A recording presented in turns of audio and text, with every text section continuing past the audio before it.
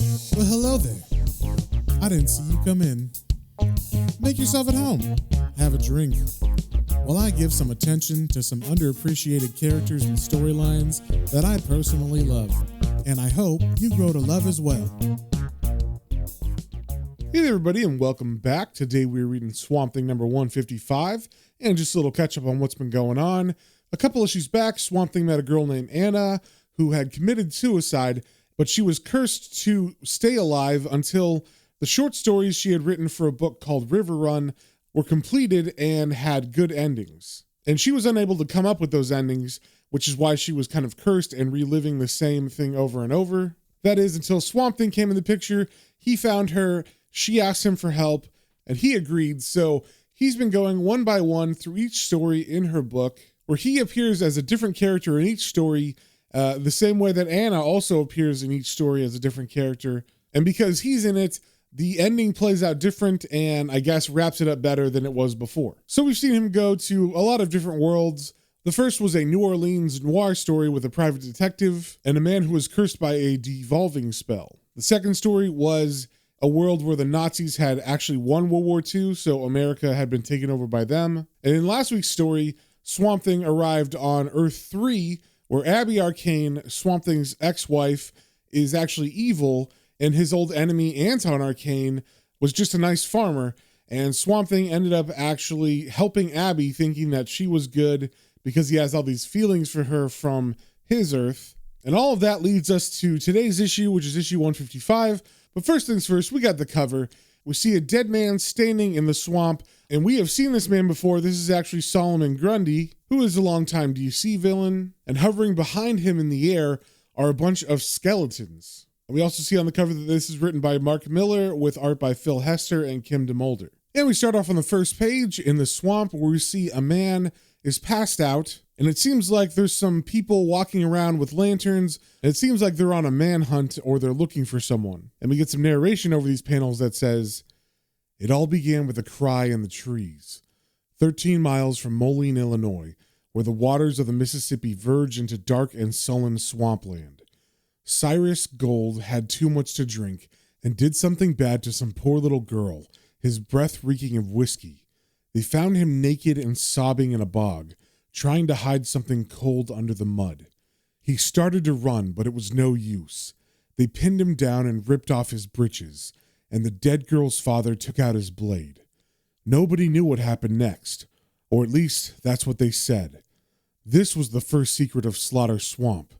The others were soon to follow." And like the narration said, in these panels, we do see the posse that was looking for someone find this man who was passed out in the swamp, and we see them pull out a knife and approach the sleeping man who wakes up and has a very terrified look on his face. And as we turn the page, we see, like it said, that was just the first atrocity that happened in Slaughter Swamp, but there was many more. So on the second page, we get 6 panels that show separate scenes of horror that have happened in the swamp, all of them involving people being killed or committing suicide, and their bodies just being left or forgotten in the swamp. So over these panels, the narration says, "In 1906, Slim Jim Cooper shot the Cullen brothers' best horse, so they tied him to a tree and broke open his skull like an eggshell.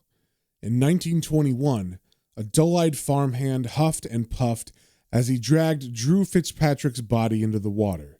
Drew's pretty young wife giggled like a girl and watched with glee. In 1934, a local doctor drove a hitcher to a quiet clearing in the swamps and beat him to death for no reason at all.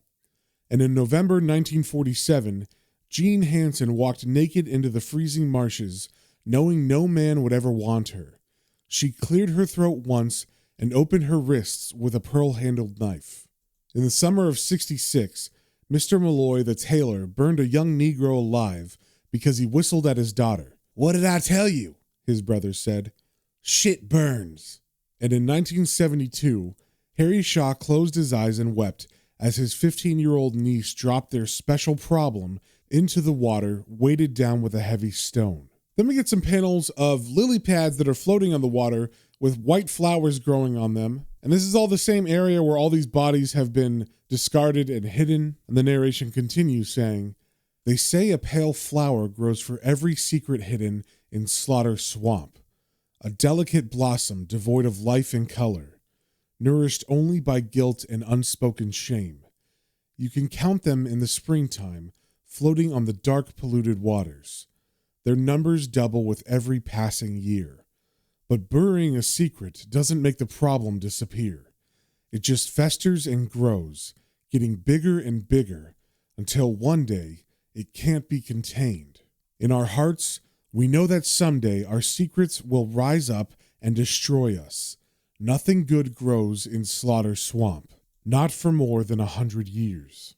And under this narration, we see a man rising up out of the water, and that man is Solomon Grundy. And like I said when I was describing the cover, Solomon Grundy is a DC villain usually, and he is like an undead man. He rises and dies every week, and usually he says some kind of rhyme as he walks, and I think it goes something like Solomon Grundy, born on a Monday, grew up on a Tuesday, married on a Wednesday, and so on and so forth until it says died on a Sunday. And then that rhyme repeats, so that's kind of like, I think, his normal life cycle, so he always lives and dies within a week. And within that time, he usually causes some kind of havoc in Batman or The Flash or whatever. But he is kind of just like a walking zombie who doesn't really know what he's doing. And we have, in fact, seen him in Swamp Thing before, specifically in the Rick Veitch run, when Swamp Thing was trying to find a new body for the new elemental sprite that was supposed to take over for him as the champion of the green. It turns out Solomon Grundy was kind of a fit for a new Swamp Thing to grow because he died in a swamp, and also there was fire involved, which is kind of a prerequisite for the Parliament of Trees to pick you to become the next Swamp Thing. You have to burn to death, and you have to die in some sort of body of water. So as we see Solomon Grundy rise to his feet, we see on this page that the name of this issue is Chapter 4 of River Run, The Secret of Slaughter Swamp. Then we turn the page, and we cut to a house, and it's nighttime, and we see on the outside there's a mailbox that says the name Cooper on it, and we get some narration that says, "Cut to Moline, where Lawrence rubs his eyes and says." Then we cut to the inside of the house, and we see a man who we can assume is Lawrence walking into a room, and his wife is looking at pictures inside of a photo album. And he says to her, "What are you doing up so late, Anna? It's almost 1 o'clock in the morning." And Anna replies, "Go back to bed, Lawrence. I'll be up in 5 minutes. I just feel a little sick, that's all." And then Lawrence walks over and sees the picture that she's been staring at inside the photo album. And he says, "Come on, honey. You shouldn't be looking through this old stuff. You made a promise, remember?" And Anna replies, "He'd be 40 tomorrow, Lawrence. Isn't that weird?" And then we see the picture that's in Lawrence's hands, and it is a picture of Lawrence and Anna when they were younger, and Anna is holding a boy who is obviously disabled. And the child has braces on his legs, and in the picture we can kind of see that Anna has like an unhappy look on her face, but Lawrence is smiling. And to Anna saying that he'd be 40 tomorrow, Lawrence says, "Don't say that. You know Michael would never have turned 40. The doctor said he would be lucky to reach 8 or 9. And then Anna begins to cry, and she says, "I still miss him. Dear God, I miss him so much." And I guess Lawrence figures he's not going to be able to sleep, so he makes some coffee, and he pours himself a cup, and he says, "You know I can't handle this, Anna. I thought we decided not to talk about Michael anymore." And Anna replies, "You decided, Lawrence, not me. I really need to talk about him sometimes. I'm not like you. I can't bottle things up and pretend they never happened."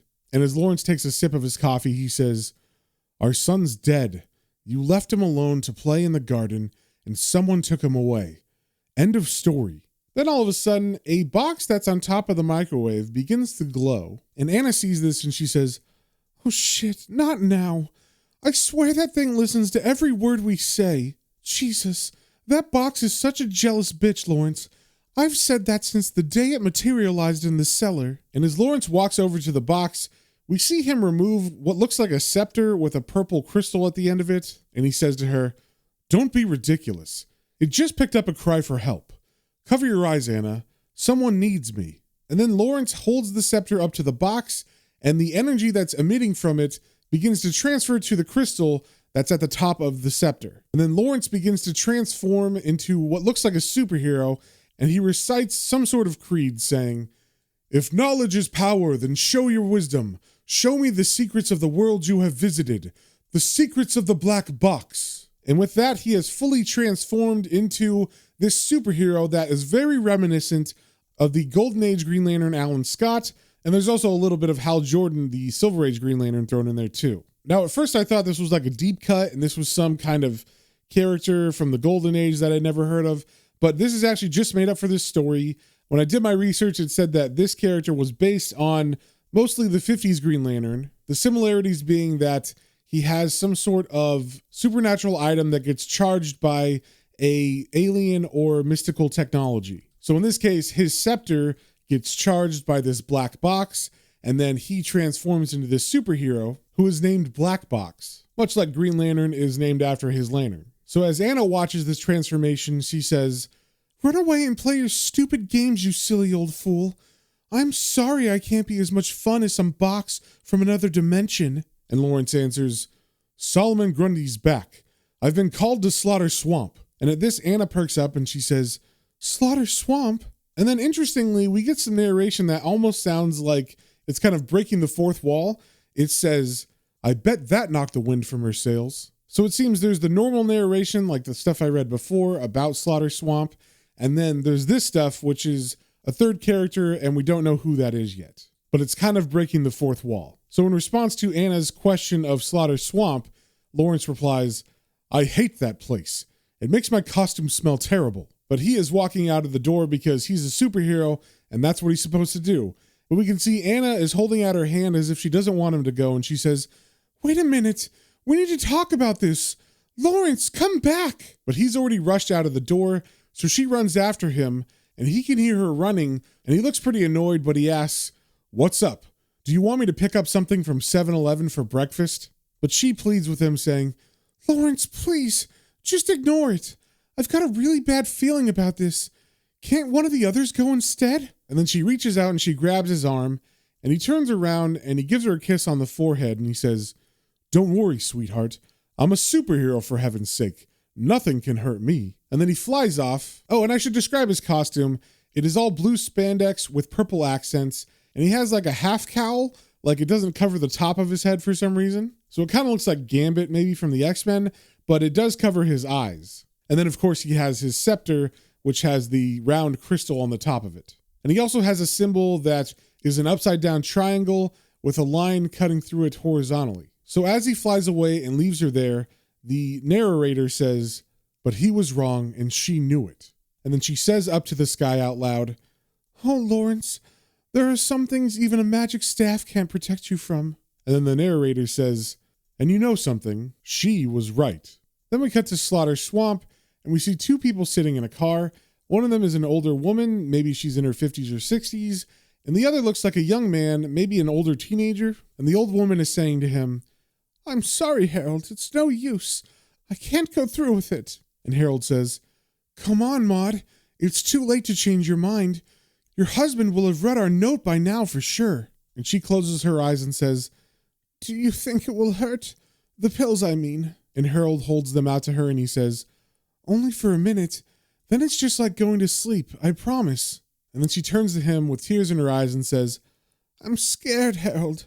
Lord, I'm so damn scared." And Harold begins to cry too, and he says, "My mom knows what we've been doing, Maud. There's no other way. Close your eyes, baby. Let's say goodbye properly." And then they move in for a kiss. So it seems that these two are in a relationship, even though there's a very large age gap between them, and they have made some sort of suicide pact. So as they give each other one last kiss before they take their pills, all of a sudden the car begins to jostle and lift up, and Maud yells out, "Harold!" And Harold says, "Holy shit, what the hell's going on?" And what's going on is Solomon Grundy is picking up the car and heaving it from the bank into the swamp water. And the narrator says, "And then his stomach heaved, and his mom's friend screamed, and he cracked his head open on the dashboard, and the world turned upside down." So as the car goes in the water, Harold is pulled from it by Solomon Grundy, and Maud is able to make it out of one of the windows, and as she reaches the surface, she calls out, "Harold, where are you?" But then she looks over and she sees Solomon Grundy grabbing Harold by the neck, and the narrator says, "And then her heart sank into her guts, and she screams out, 'Harold!'" Then we cut close to Solomon Grundy, who yells out, "Grundy, hate!" And Harold pleads with him, saying, "Please don't kill me. Oh, Jesus Christ." But then Grundy whips Harold aside as he yells, "What in the name of God am I doing here? I don't want to hurt you." And it seems like there's an inner struggle going on inside of him. And as Harold and Maud run away, Grundy staggers through the swamps and he says, "Get away from me, boy. I can't control myself. Run as fast as you can." And then he sees a reflection of himself in the water, and instead of Solomon Grundy's face, he sees Swamp Thing's face. So it seems Swamp Thing is coming to this story through Solomon Grundy's body, which kind of makes sense because he was almost a choice for the elemental sprite in the Rick Veitch run. So as he looks at his face, he says, "Where on earth am I? What has this place done to my mind?" And the narrator says, whined the swamp monster. "But as I said, nothing good grows in this place.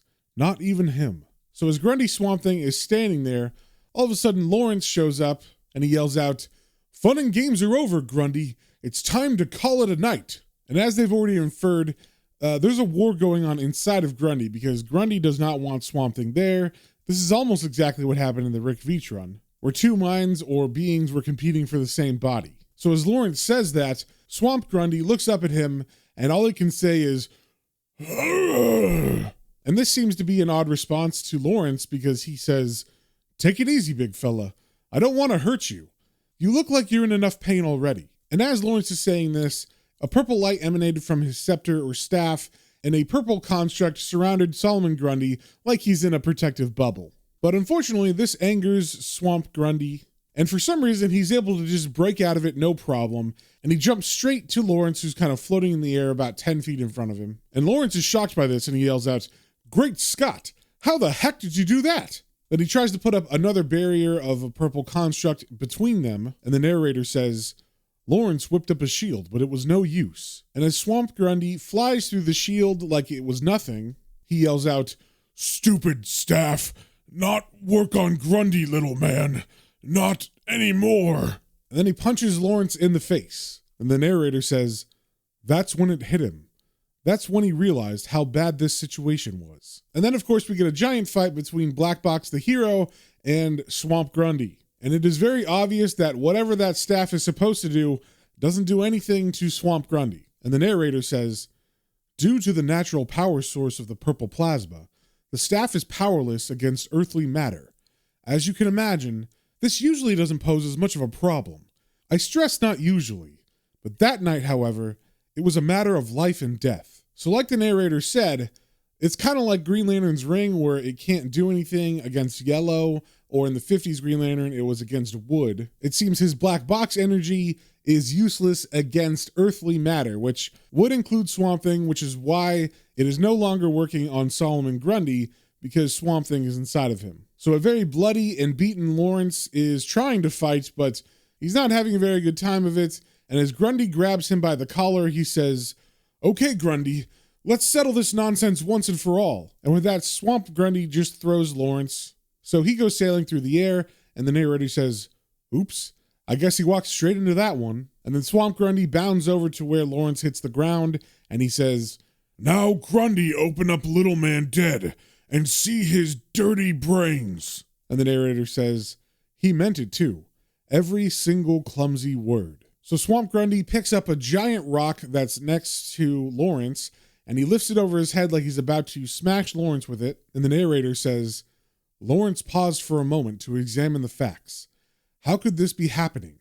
He had fought Grundy before, and the staff had always worked. Why not now?"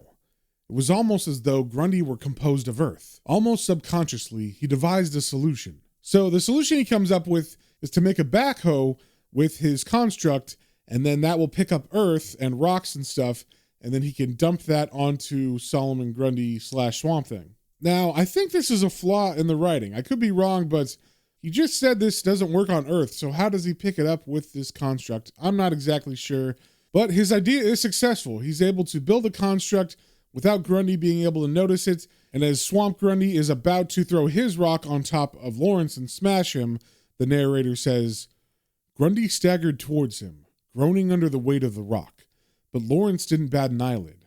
What came next was a piece of cake, real textbook stuff, and then Lawrence's construct releases all the rocks that he picked up on top of Swamp Grundy before Swamp Grundy can drop the boulder on Lawrence. And as Lawrence flies out of harm's way, the narrator says, I mean, you can't be a superhero for 50 years without picking up a few tricks. So as Lawrence recovers from his beating and Swamp Grundy doesn't seem to be a threat anymore, he's just standing in the swamp water. The narrator says, just when it looked like it was all over, Lawrence's staff began to glow with the power of the earth itself. And Lawrence sees this and says, what now, damn it? Then the narrator continues, a sick breeze filtered through the trees, the hoarse whisper of 1,000 dead voices, urging him not to go. The secret of Slaughter Swamp had yet to be revealed. What was wrong with this place? What festered and grew beneath its waters, waiting for a chance to be aired?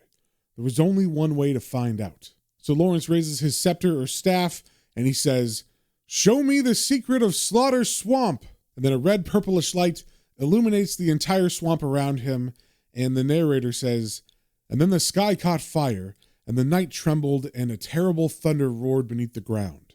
And then, all at once, the dead rose up and began to tell their secrets. And just like it said, all these corpses begin to hover out of the water through the power of the staff, and as Lawrence watches all the dead rise, he says, oh my God.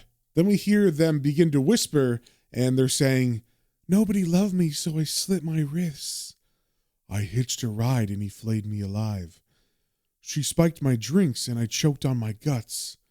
I screamed for help, but my husband just watched. And then one of them behind Lawrence says, hey, do you want to hear my secret, Dad? Do you want to know what really happened to me? And Lawrence turns around with shock and he says, Michael, oh sweet Jesus. And we see the decayed skeleton of his son Michael, who looks the same as he did in the picture we saw earlier, except of course decomposed. And Michael continues speaking, saying, Mommy told you someone took me away, but that was a big fat lie. She murdered me. Mommy killed me because she couldn't take it anymore. And Lawrence says, Michael, what are you saying? Your mother would never... Oh, God. And Michael replies, she drowned me, Dad, but it really wasn't her fault. She used to get so depressed, and I was such a burden. Things might have turned out different if you'd been home more often.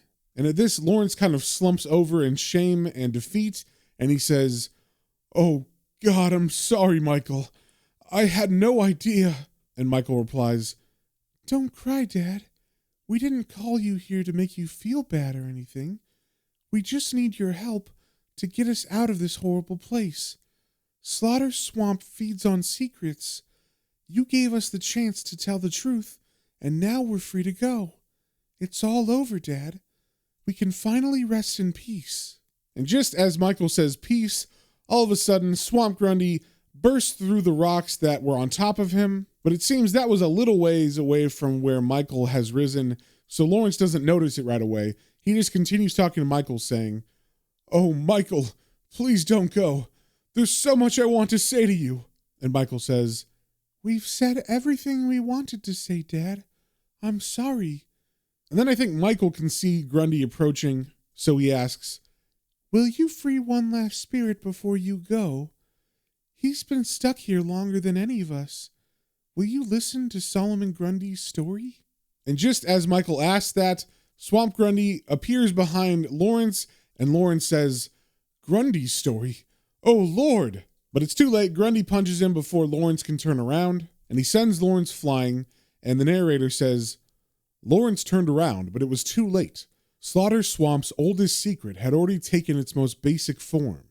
There was only one thing left to do. So Lawrence, getting up off the ground from that last hit, points his staff/scepter towards Grundy and says, Solomon Grundy, tell me your secret. Then instantly, all the anger goes out of Grundy's face, and the narrator says, the creature paused, confused by the request, and then its jaw dropped open, and it began to speak. It claimed to be an earth elemental, sent to Slaughter Swamp for some incomprehensible reason. Its words were clumsily and badly chosen, but Lawrence seemed to think it had been trapped. Unable to pass this region, it grew itself a body fashioned from sick, corrupted timbers. The swamp's minerals, teeming with disease, poisoned what was left of its mind. And in these panels, we're seeing exactly what the narrator's saying. And Swamp Grundy had kind of slumped over as he was telling all this to Lawrence. And it seems like he's more Swamp Thing now because he says, "The spirits trapped here used me to bring you to this place. My purpose here has been served, and I beg you now to set me free." And then Michael, who's still hovering behind Lawrence, says, "Do what he says, Dad. Get us out of here. We don't want to stay in this horrible place forever." So Lawrence once again raises his staff and he says, "Okay, Michael, if that's what you really want." And the narrator says, Lawrence closed his eyes and took a deep breath. It didn't take long. And as we turn the page, we see purple light emanating through the swamp, and all of the dead bodies that were floating begin to dissolve and disappear. And they don't show it, but I'm assuming also Swamp Grundy's body disappears as well. And while this is happening, the narrator says, "For 100 miles in every direction, people looked up as the sky turned violet. The secret was out. After more than a century, Slaughter Swamp had been cleansed. And you know what? Not another pale flower ever grew on those dark, polluted waters. Not ever again. And that's the truth." Then we see Lawrence leave Slaughter Swamp, and then we get to Anna, his wife, who is standing in some sort of park where there's a statue of Black Box. And it's him in his prime, so he's a lot more buff and everything in this statue. And she's looking up at it, and it looks like she's about to cry, when all of a sudden, the actual Lawrence flies into view and says, "Anna, what are you playing at? Heck, it must be 4 a.m. Are you trying to give me a heart attack?" And as Lawrence comes down and lands in front of her, she says, "I'm sorry, Lawrence. I didn't mean to scare you. I just couldn't sleep." And Lawrence asks, "Yeah? Something on your mind?" Now he asks this, but we know that he knows that Anna actually killed their son, so it seems like he's going to pry a little deeper than normal. And Anna answers him, "Nothing new, just the same old stuff. You know what I'm like the night before Michael's birthday. So anyway, how did things go with Solomon Grundy? Did you beat him or what?" And it seems like this is not what Lawrence wanted to hear. Obviously, he's trying to get her to confess or open up about Michael, now that he knows the truth. And when she doesn't say anything about Michael and her killing him, it kind of brings his mood down, and he answers her, "Okay, I guess. Same as always." But she notices his mood change, and she says, "Oh, for God's sake, Lawrence, don't get all moody with me. I hate it when you act like this. You're such a little kid sometimes. And it seems like it's too much. She's breaking from the stress and everything of the secret she has. And as she begins to cry, we get a panel of the little memorial plaque that is on the Black Box statue, and it says, "Dedicated to Black Box, guardian of the innocent, from the people of Moline." So it's kind of like Lawrence is still this savior, even in his older age, because he doesn't look like he did back when he was a young superhero. And he has freed the secrets of these innocent people who have died in the surrounding areas. But he's not bringing up to her that he knows the secret that she killed their son, and she's not really confessing it either. And as she cries, she leans on his chest and begins to hug him and says, "Oh God, I wish I was dead." And as she holds on to Lawrence, he raises his scepter or staff and he says, "Come on, Anna, don't cry. Let's just go home." And then a construct begins to form around them, but she looks up at him in the eyes and says, "Lawrence, please don't use the staff, eh? Just this once. Let's just pretend to be a nice, normal couple for a change. Let's walk instead."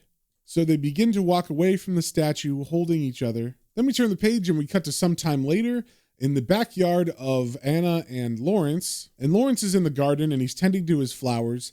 And one of the flowers is interesting. It is one of those lilies that used to be in Slaughter Swamp, but they don't grow there anymore. So as he tends to this specific flower, we see Anna watching him through the window, and she's kind of crying to herself. And the narrator says, "And so life carried on, just like before. But Lawrence and Anna grew further apart, both hiding their unspoken secrets, both quietly aware that the other knew the truth. One day, out of the blue, a pale flower appeared in the garden, a delicate blossom devoid of life and color. Nourished by what, they do not know. Lawrence cultivated the flower with a great deal of care, guarding it as jealously as a child. People grow these things in their hearts and tend them lovingly. They water them with their tears."